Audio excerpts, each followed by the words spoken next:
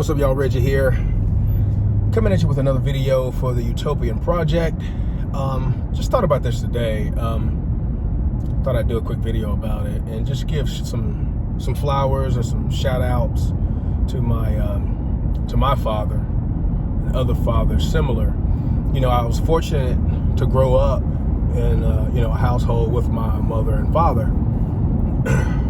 biological mother and father, and to put on top of that, and making that point, you have to make that point nowadays because it's so common for that not to be the case. It's almost like the exception, not the rule nowadays. And I got other videos coming about about this topic.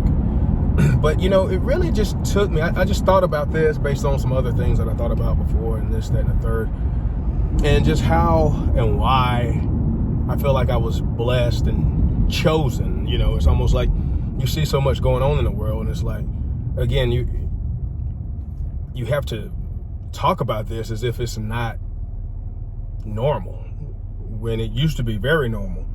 And even though, obviously there's better ways to go about, there's good, better, and best ways of going about, staying in relationships or whatever. And there was a lot of bullcrap going on in the older days, but at the same time, there were good things about it too. And a lot of us talk about those things out here in the blogosphere, and I guess in the manosphere, et cetera, et cetera. And I don't know, will this video automatically put me in the manosphere? But, having a strong masculine presence in my life was beneficial, and as I talked about in a few of my other videos, my dad didn't sit down and talk to me about how to be a man or what to do with women, how to treat women, or how to be strong, or this, that, and the third. And I think the power in having both parents around, because it's different when it comes to women, and we can talk about that in other videos, but the power is not just in the obvious, but there's also a lot of power in subtle things, like obviously leading by example. You don't have to yell and shout direction. And my dad, for the most part, as far as I know, and remember when I was younger, he wasn't like out in the streets. Now he would go down, he'd go down to Little Honey's Grill, I think, a little bit. I think I remember him, my mom talking about that back when Little Honey's Grill was there, Jesus, in Williamston, but for the most, my dad was always working, and my mother. And my mom still came home and did certain things that would be typical for the day, and that are typical, as far as I'm concerned, for typical married couples, unless they have some other agreed upon arrangement. But she still came home and was the mother. And but my dad was always working, and the only jobs I remember my dad having was Union Carbide and Michelin. He worked at Union Carbide, and then as far as I remember, he went to Michelin, was there for 35 or however many years, and retired from there. But he was always working, sometimes swing shift, et cetera, et cetera. And one of the most important things I think that has helped me become a person who survived to make it to be 47, without going to jail or prison, or came close a few times, et cetera, et cetera. But this is a subtle thing to me, which was his kind of interest in and fascination with biology and science, and how we would sit so many times, always talk about this, and watch Discovery Channel or watch whatever science programs. He was always talking about these little details that the show wouldn't talk about. Yeah, that's a proboscis nose monkey. We still talk about that to this day. And or whatever little detail he would add. He was always adding more information to a TV show based on stuff that he knew about the topic. And he still does this to this day. He's going to give you extra information to help you understand whatever it is that you're talking about, but especially, something about, gardening or science or airplanes or whatever the case is, right? And that I realized, and I really just thought about this about an hour ago in my house, and I really was able to distill that those sorts of things were kind of some of the most important aspects of my life, because what it did for me at a very early age was it made me very, very interested in my body, my world, my environment. And I just always started reading and finding these things interesting, as opposed to a lot of things that a lot of other people found interesting that would lead them down paths that they probably would later regret. And to this day, I'm still obviously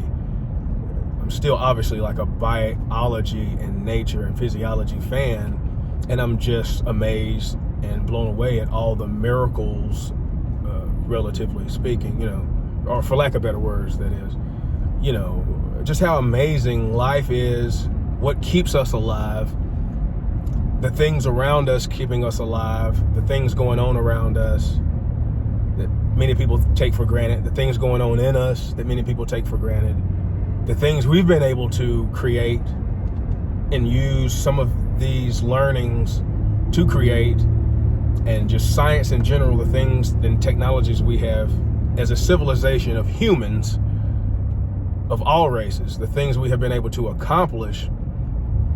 There's just endless amazement and things for you to know about and discover, as opposed to chasing, illusions and, delusions of grandeur. And, I know that's not the case for everybody. And you don't have to have necessarily a father or a mother or whatever in your life to come to that point of interest and realization. But for me, I realized that's what kept me, on so many relatively narrow paths, I guess. And I've surely made a gazillion mistakes, some huge, but it just kind of has always kept me grounded. And I thank you, Pops. Thank you for that. And that was just him being him. He wasn't trying to be like something that he was not. He was just instilling me. And then, I don't know. I never talked to him about, was his father like this? To pass that down. Right? We pass down sins of the father. Was his father that type? Or did he pick this up more on his own, like anybody else can, by choice? But the power of suggestion and influence of parents and the people you're around, or you choose to hang around, is important. The people in your school, the people in your child's school, et cetera, et cetera. This stuff is important.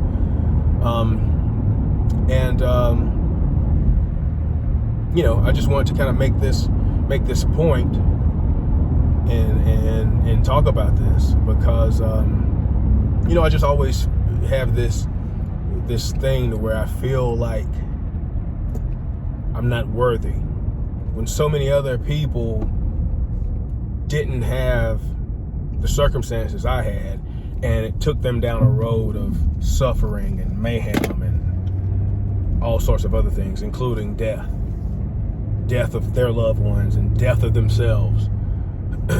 And like when I was younger, I would tell my dad I felt guilty that I've never broken a bone. He was like, "Oh, I don't feel like that." He's trying to tell me, but I was like, why am I so fortunate?